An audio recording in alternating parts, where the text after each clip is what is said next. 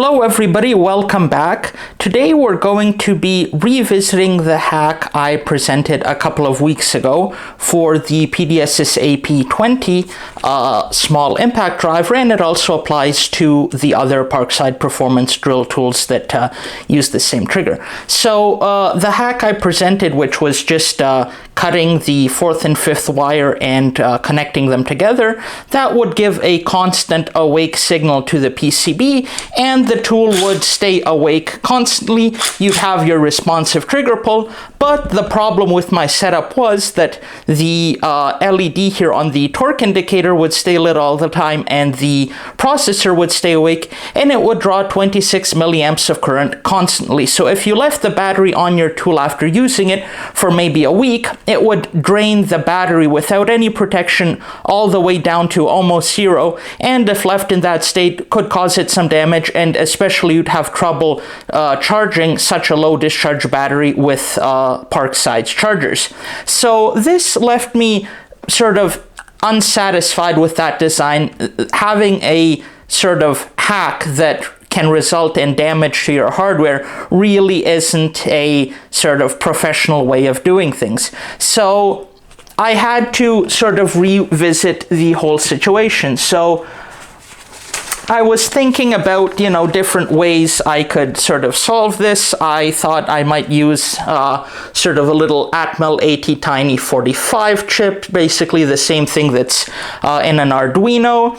That would have some kind of software that could do some timing, or then I considered I had these sort of little capacitive touch boards, as I'm setting up here, that sort of react by capacitance. So I was thinking, okay, maybe if I sort of connected this somehow inside the handle, and then every time you grip the tool, you'd sort of send a signal, and that would send the awake pulse to keep it awake while you're holding it. But this capacitance is sort of touchy. It reacts to other things. If you had the tool in your toolbox, it might spuriously turn on, and it has to be calibrated. It's quite fiddly, and if you're, let's say, screwing on some boards and you just leave the tool out of your hand for a moment, the wake up really wouldn't work. So my final idea was to use the old-timey 555 timer, available since the middle 70s, I think, and this is the board I came up with. So that probably doesn't tell you too much. Here we have the schematic, and basically what I'm doing, I'm using the 555 in a monostable mode. For just simple terms, that's just using it as a timer.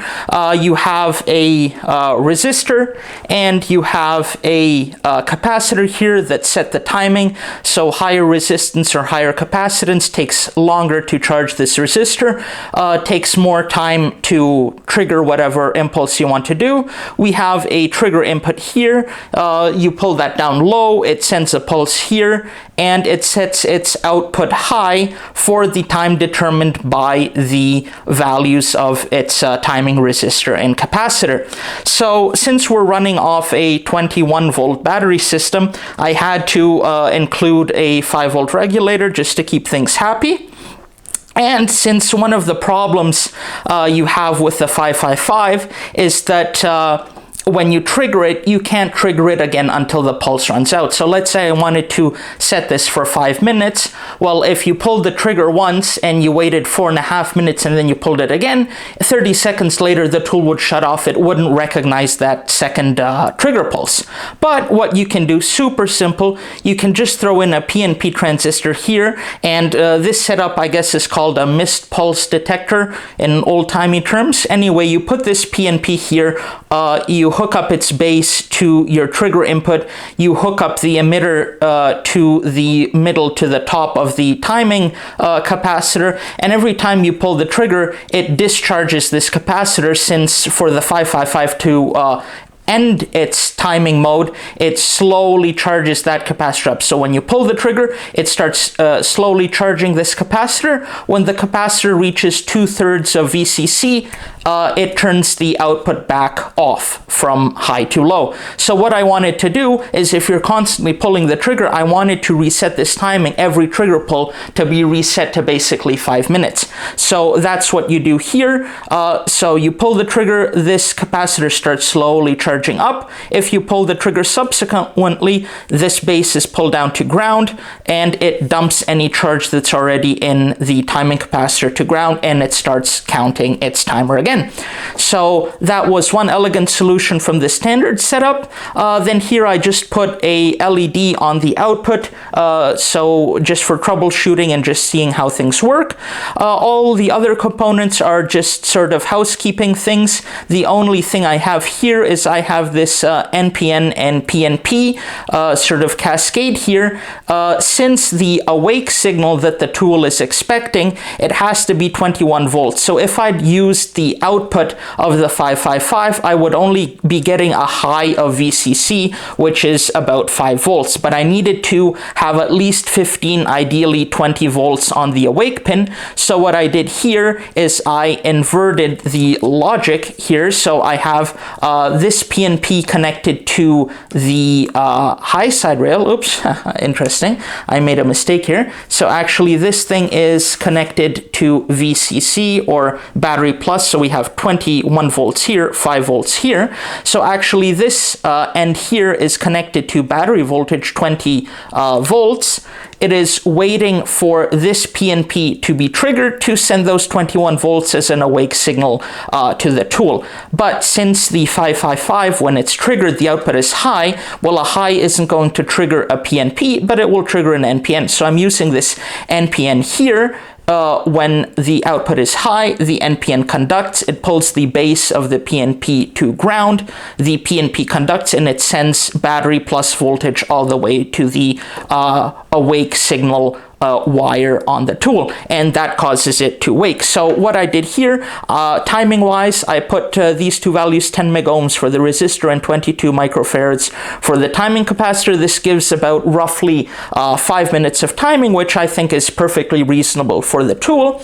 And when you convert this into an etchable PCB design, I had to really work to get this nice and compact so it would fit the handle of the tool. Well, this is pretty much what you get, and this is what you really get. So tiny little PCB. Probably the whole project took me one afternoon to really throw everything together, design, etch the board. So it's been a bit of a sleepless night, but here we have our final product. I just put on these wires just to aid in connecting it later. But as you can see here, this is actually the timing capacitor. This here is the 555 chip. This is the voltage regulator. These are the output transistors. Excuse this little bodge here. In the production version, it will be much nicer. And that's pretty much it. So on this board here, on the timing capacitor, I've put in a much smaller capacitance value just so I could show it and demonstrate it and not have to wait 5 minutes for the outputs to change. So let's do that. I have a 21 volt power supply hanging out here. So let's connect this up. We have battery plus here, we have our ground, we have our trigger, and we have our awake output. So let's carefully connect up these wires. And of course, the LED that I've included here is, just to demonstrate how things work. So now that I have it connected, the power supply is not powered on. One of the important things was that when you put the battery into the tool, it starts from an awake situation. You don't have to pull the trigger to first wake it, and that's what this capacitor C4 does, is when you connect VCC to this chip, it sends basically one first trigger pulse to get things rolling. So I'm going to connect the board and we should see it come on. Yes, we do. Thank God it's still working. We have this red little LED illuminated, as you can see, which means that it's running, and this timing setup is about 12 seconds, so it should go out any moment now. There we go. And then to trigger it, we use this trigger line, the yellow one in this case, and we ground it momentarily, and that triggers the next timing cycle. So if I sort of re-trigger it, this should have stopped within 12 seconds. Well, now it's going to go another 12 seconds since I re-triggered it. And on this green wire here, we are getting 21 volts when it is high, so when the LED is lit in this case, and when the LED turns off, it goes low, and this wire goes back to 0 volts. So again, we can re-trigger this, and it lights. And the way we're going to run this in the tool, as you might have sort of thought about, is we're going to be using the, if you remember this contact, the original contact that was doing the awake sequence, we're going to repurpose that to ground out our little trigger wire here. So as you can see, everything is working pretty nicely. You can also see the sort of on first battery. So when you plug it in, it comes back on. So you've seen the board. It seems to be running. So we're going to try and install it in the tool. Just a couple of sort of remarks here. In my sort of pre-production version, I was just using sort of parts that I had lying around in my electrical supply. So both the 555 and the regulator are very sort of bog standard, non-special, non-power efficient parts. So especially the regulator is quite a power hog. It's just wasting a bunch of power in the setup. So in the original hack, we were dissipating 26 milliamps when the tool was just sitting off. Here with this sort of prototype setup, the quiescent current is about 5 milliamps, which is really good. I mean, it's 5 times better than what we had before, but like 90% of that energy is being just wasted by this sort of standard non-efficient linear regulator, and maybe by the 555. So this is just the prototype. In the real version, I'm going to have a much more efficient 5-volt regulator that will be in the microamp range, and I'll also be using the newer CMOS 555, I believe it's called, like a 7555, that's also a little bit more energy efficient. Otherwise, the only loss of power dissipation is the discharge of this, or let's say the charge of this capacitor, but it's running through 10 mega ohms, so it's really nothing there, a fraction of a microamp. The LED is going to disappear in the tool mounted version, of course, and we get a little bit of waste through the base of this PNP, but it's running through 11K, so that's, you know, microamps again. So ideally, so the original tool, I believe it took like 3 or 4 days if you left it just sitting there to die on you. With the sort of pre-production prototype, it'll probably be like, I don't know, 5 times that, 2 weeks. And with the good final version with the correct components, we should be in the microamp range. It would take like half a year on a 2 amp hour battery for this board to discharge. So you're in the same order of magnitude as the self-discharge of the 18650s. So this is really no problem. So I just wanted to thank everybody for following along. Up till now, the channel has really grown very nicely. We are less than 40 subscribers away from the 1,000 subscriber milestone, and that basically lets me have a voice against YouTube. Now they can put ads on my videos. They don't give me a cent of advertising. I can't even turn those ads off. When I cross 1,000 subscribers, I can turn ads off on some of my videos. I will earn a share of the advertising, and that will really help this channel sort of expand, and I can afford to invest in either more tools or more analytical devices, and we can actually make more interesting hacks. So if you want to help me, I'd be very grateful. Push those subscribers through that 1,000 mark, and we will be building interesting things for years to come. So let's see how we can actually put this to use in the tool. So I showed showed you it sort of ad hoc with a power supply, but how are we actually going to integrate this into one of the tools? So as I was saying, this will be compatible not only with the small impact driver, it will work with all the Parkside Performance tools, so the PDSSAP 20 A1 and B2, the PSP SAP20 B2, which is the 80 Newton meter hammer drill. It will work with the PBS PAB SP20 C2 and Co, the smaller 60 Newton meter drill, and the PASAP 20 A1 or A2, the big, like 1400 Newton meter big impact. I don't think it works with the big sort of hammer, PAHE20, the big bum combi hammer. That uses a different trigger, but for those other 4 tools, this solution will definitely work. So what we want to do, we want to install this thing. So let's bring in our sort of sacrificial tool we've been using for these past few demonstrations, and let's have a look at what we need to do. So I've put on these wires here. Ideally, if you're careful where you cut these, you'll be able to just use the wires in the harness. This will fit nicely in there, but just for sort of testing, we'll do it the more primitive way. So if you remember this trigger module that we looked at last time, we have our speed control up here. That doesn't really matter in this application. What we want is to wire in our board. So as you can see here, we have 4 wires or 4 contact points or through holes on the board that need to be connected to something. So here we have our board. What we need to do is cut wire number 1, which in my case is black, but as I said, these colors are random, so your tool will have a different color scheme.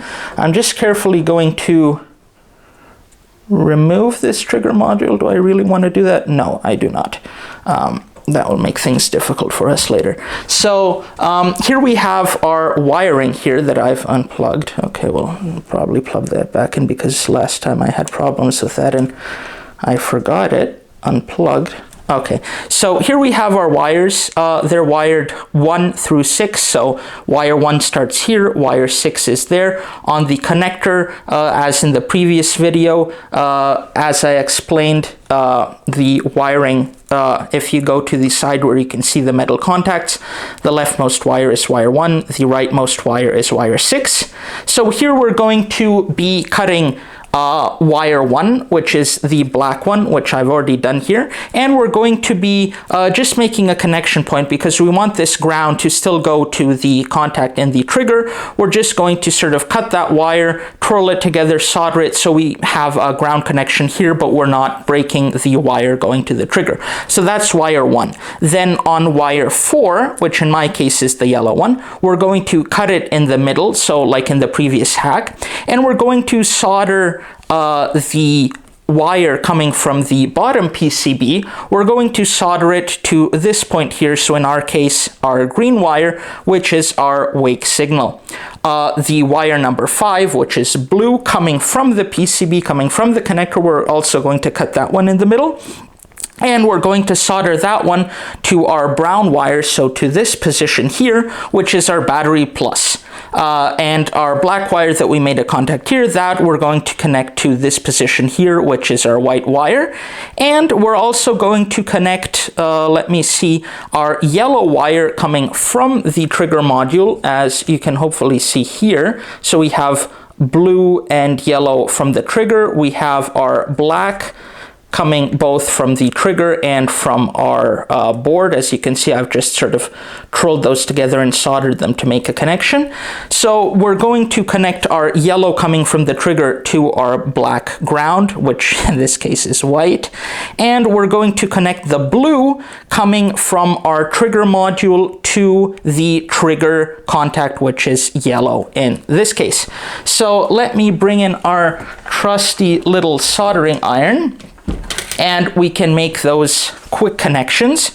It will be very easy to do. I'll certainly provide more detailed instructions on how to assemble this if you're doing it yourself. So let's get this back connected. If I could just see what I'm doing here. And then we can proceed with our soldering. So yeah, let's get this battery out of here before something melts. And we're going to make our connections. So brown, let's see here. Brown is going to be going to the PCB blue wire. So let's connect that there. Then our white is going to be going to here to our black, and it's also going to be going to, let's see here, our trigger blue wire coming from the trigger. So okay, we have that. Then our yellow is going to be going to trigger yellow, and then our green is going to be going to the yellow coming from the PCB. So hopefully nothing has shorted or let out the magic smoke while we did that. So as you can see, I'm just being careful not to disturb the tool. But as you can see, we've connected these wires up as in the diagram. And now we have our tool with the board. And as you can see, the board can nicely fit into the handle area, has plenty of space, very usable in this situation. So let's plug this on here, and ideally the red LED will come on since we want the tool to be awake when we connect battery power. And boom, here we have it. We have our red LED come on, and as you might be able to see, we also have our torque indicator. Our torque indicator is also illuminated green. So usually in the previous version, if you connected a fresh battery, the torque wouldn't come on, the light. You'd have to do the long press to turn the tool on. Here we connected the battery, and the tool immediately works. So, and you can also see that anytime I push the trigger, our red LED came on. So in the final version, there would be a capacitor that would give this a timing of 5 minutes. Here I still have the smaller capacitor for 12 seconds just to demonstrate this. So anytime we pull this trigger using that bottom contact here that was previously used for the system awake signal, but now we've just used that to ground out our trigger, we are actually sending a constant awake pulse to the machine, and this would be 5 minutes if I had the different capacitor in there. So as you can see, when the light is on, the awake signal is being sent to the tool. Of course, the front illumination LED is just on for 10 seconds, but our torque LED is staying constantly on. So basically what this gives you is when you put the battery into the tool, you have 5 minutes of awake time. Every trigger pull resets that 5-minute timer. If you leave the tool for longer than 5 or 6 minutes, yes, it will go to sleep mode. But then again, any light trigger pull, as you can see here, will cause it to wake and run the tool. As you can see, no sort of long holding the trigger. So pretty much what we've achieved, so we have a 5-minute timeout coming from our 555 board, and then there's an additional 40-second timeout that's inherent to the firmware on the tool. So you use the tool, you set it down, 5 minutes go by on the circuit board, it turns off its awake signal, and then there's another 40 seconds of awake time from the firmware countdown inside the tool as we originally had. So as you can see, this works fairly well. I'll show you a sort of time lapse of it in the 5-minute setup, but it's perfectly replicated the sort of desired tool behavior where it has a long timeout. Let's say the green impact drill has like a 5 or 10 minute, very comfortable timeout there, so it doesn't, go to sleep on you and is not responsive. So again, very light trigger pull, it comes on. we can see, I mean, now it's not, it doesn't have the housing, so the motor doesn't really like to turn when it's at low torque, but as you can see, works fine. So I'm going to put in the 5-minute capacitor and give you a time lapse of that.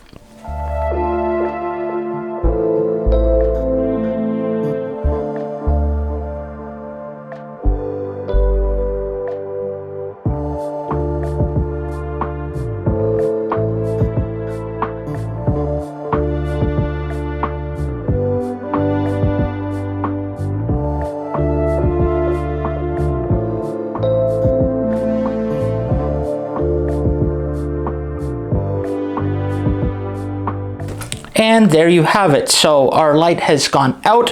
Finally, I was getting super bored.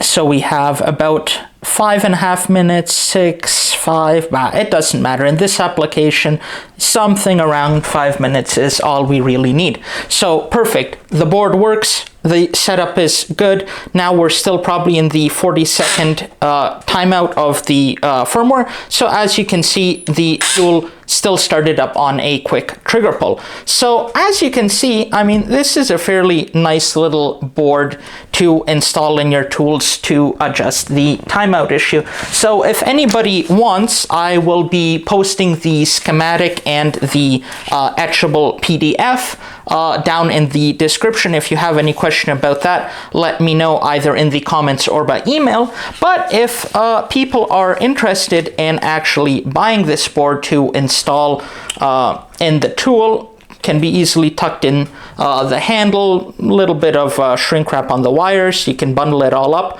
have it running in there, giving you the 5-minute timeout. I will be selling these boards for €4 for one board and worldwide shipping, and another €3 for every additional board. So if you're interested in that, send me an email to this address here with a subject line of no sleep circuit board,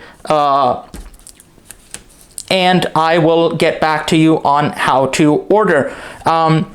I hope you enjoyed this video. I think we've made a fairly good jump in progress on actually bringing these Parkside Performance tools to the pinnacle of their potential. Again, thank you guys for all your support. All those subscribers to the channel have sort of really given me a more concentrated interest on working on these types of projects. Thank you very much for your support. If you still haven't subscribed and you're watching up until now and you enjoy this content, hit that subscribe button, like the video, and I will see you next time. Thanks for watching. Bye-bye.